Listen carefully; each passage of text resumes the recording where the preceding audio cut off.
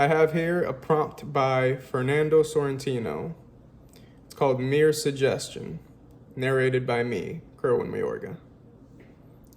My friends say I am very suggestible, and I think they're right.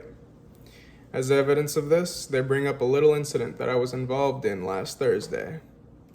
That morning, I was reading a horror novel, and although it was broad daylight, I fell victim to the power of suggestion.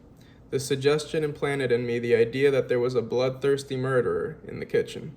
And this bloodthirsty murderer, brandishing an enormous dagger, was waiting for me to enter the kitchen so that he could leap upon me and plunge the knife into my back.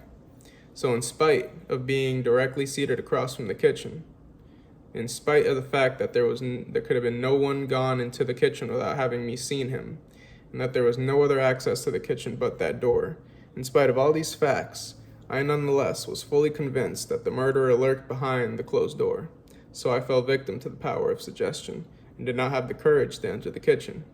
This worried me because lunchtime was approaching and it would be indispensable for me to go into the kitchen.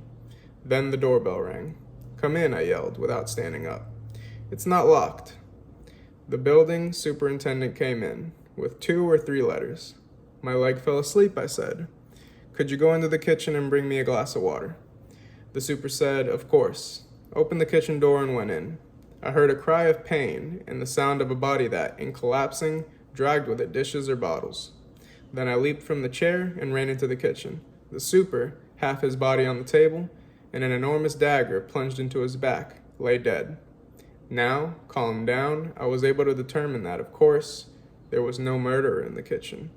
As is logical, it was a case of mere suggestion.